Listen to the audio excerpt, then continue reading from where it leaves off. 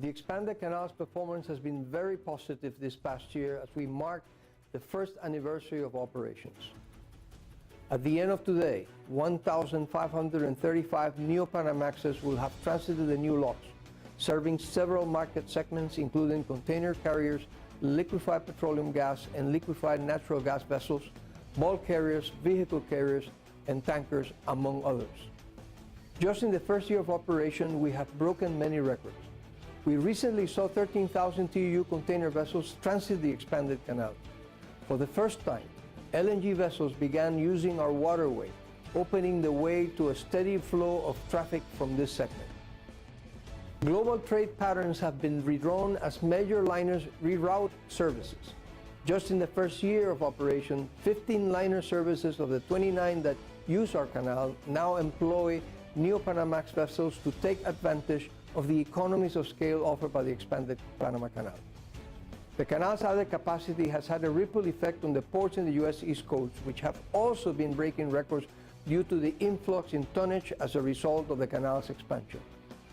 Today, as we celebrate our first anniversary, we would like to express our sincere appreciation for everyone's support in helping us achieve this remarkable milestone. We look forward to serving the growth of the Neo-Panamax traffic while providing uninterrupted service to our valued customers for years to come. Thus far, we have achieved many goals together, but this is really just the beginning. Welcome back to Global Village. I'm Buddy Cunana, and tonight's topic is Philippines-Panama relations. And joining us still is the Ambassador of Panama to the Philippines, His Excellency Rolando Guevara. Ambassador Guevara, welcome back to our second segment, and very nice video from official video of Panama Canal, where we saw really the expanded Panama Canal that you were talking about earlier. Now, before this project was undertaken to expand it, what was it like? Was it really a problem? Because the canal was first built in 1914, and ships have really increased in size and berth since then, tremendously. What was it like before? You're basically answering the question. Yeah. The canal was running perfectly, but you know, it was constructed many years ago. And now there was a need of a bigger and more sophisticated canal for accommodating the larger tankers and vessels that the industry was already releasing. So Yes. It was very envisaged that we needed to that as a country. We have to take a plebiscite. Panamanians vote to build the new canal.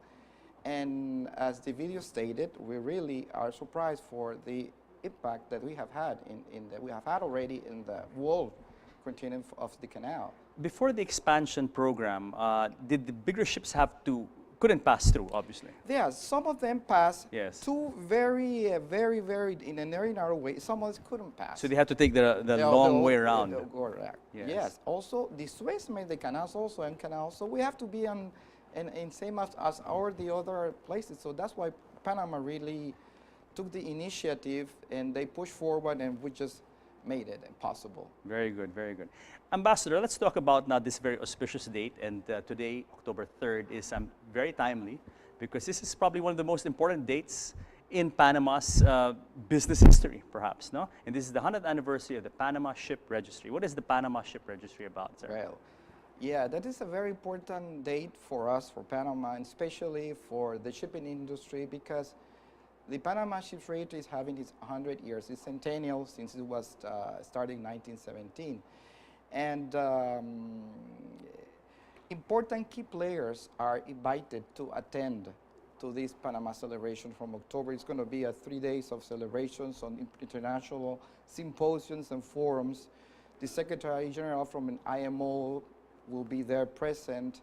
And also there are Panama Canal Authority, who has an entity of ministry. It's likewise of Marina, but with an entity of a ministry in Panama. It's inviting key players from around the world in the shipping industry. Of course, Filipina will be present as well. In this occasion, Philippines will be represented by Dr. Marcial Amaro III. He's the current administrator of Marina, which in turn is going to be an expositor on that film, on that symposium. So we are really glad that Mr. Amaro will be there, confirming his attendance, as well as some other key big players here in the shipping industry. And also coincidentally, when last year, when we inaugurated the expanded Panama Canal, Panama signed an agreement, a memorandum of agreement with the Philippines Yes. for mutual recognitions of seafarers certificates. And by that time, the current administration was Dr. Maximo Mejia. And he was there also in Panama. Okay, wow. So, as I told you before, the shipping industry really has been the core of our nature and relations with the Philippines. And it would say so that we have had, since I've been here in 2014, we have the visit our Minister of Maritime twice. Last was like June 30th, June. Minister Jorge Jorge Baracat. Baracat Piti. He's the Yes. current minister and minister of the Panama Canal. And we are always looking, try to enforce this relation of the Panama Canal and Panama and the Philippines. And basically, the reason is why. I don't know if you are aware, but Panama has the largest vessels registered on the Panama flag in the world. We are #1 in the world since 1993. We're second to one. This has been that since 1993. And Filipinos are the largest and best seafarers in the world. Very good. I'm so glad to hear that, sir. That's what it has the connection. That's the pillar That's of the pillar the Philippine-Panama Philippine-Panama relations. relations. Because in order to work on a Panama registered vessel, you need to have a Panama Seaman's Book. That's what the Panamanian consulate here, and also we have a regional office for seafarers for Asia. We have it also here in Manila. So that is what we do basically here, to treat everything that has to do with the, we call it in Spanish, gente de mar, but it's seafarers. Yes. That have to do here. And Filipinos are the #1 because they are hard workers, they are very loyal, they are really have the particularity they can accommodate to different scenarios to visit. Yes. Yeah, they have very to adapt. That's something that really characterizes them. But on top of that, they have a good command of English. That's why it's well preferred by ship owners around the world. It's interesting, Ambassador. Panama Ship Registry, over 8,000 registered vessels, representing 18% of the world's fleet. What does it mean to be a Panama registered ship or to fly the Panamanian flag? What is the benefit? What does it Well, entail? Panama is #1, as I told you before. And in order to be registered in Panama, we could give it some tax incentive. Panama is an important member of International Maritime Organization. Panama is on top of every measure of security in shipping, following all the regulations, the labor, we are protecting labor. So flying Panama, even we have been an open registry, it's really taking care of all the international rules that have to do with navigation. So that's one of our important pillars of the economy in Panama. How did this business grow so much, Ambassador, that you, for a small country, are now you have the bulk really of the majority of the ship registry business? It started as a meeting of several ship owners in Japan or starting in Greece that they feel the need to look for alternatives when they were doing shipping. Also, when World War II, they used to pass sometimes for the canal in order to avoid these parts of the vessels, and that we're starting to see.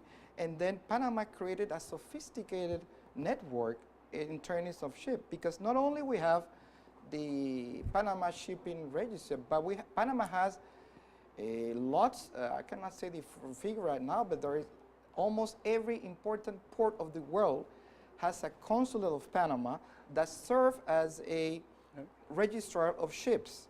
And also, not only for registrar of ships, for vessels, we have an office for safety, security, also shipping security. So in major port of the world, we have presence. And that has been key of the success, a combination between the state government, the maritime industry, the ship owners, the consulate of Panama that serve as in this industry, and as said, good corporate lawyers and banks, because we do bank financing, ship mortgages. We have so sophisticated the area in terms of shipping. That's very interesting, Ambassador. So this model is really what you could say a partnership, a very close collaboration between government and business. As you mentioned, the consulate is the one that is the official face of the government. Yeah. But then again, it also acts as there's a business component to it.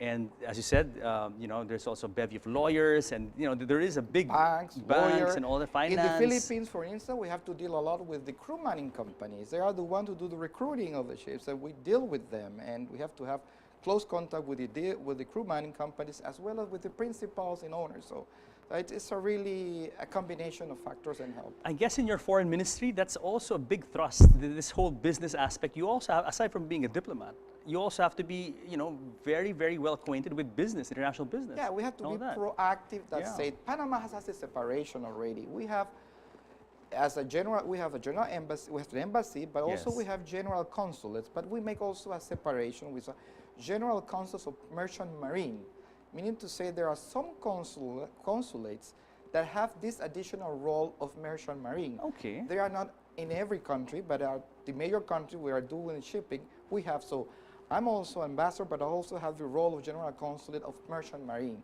That's why we enter that little part of business that takes into place. That really shows you the importance of the Philippines in Panama, in Panama's sphere of activities. When you think about the role that Filipinos play on Panama registered ships, how many Filipinos do you reckon? Not really the role only in Panama shipping. Yes. I have to acknowledge and recognize the role of the Filipinos and international maritime industry, because Filipinos deploy seafarers all over the world.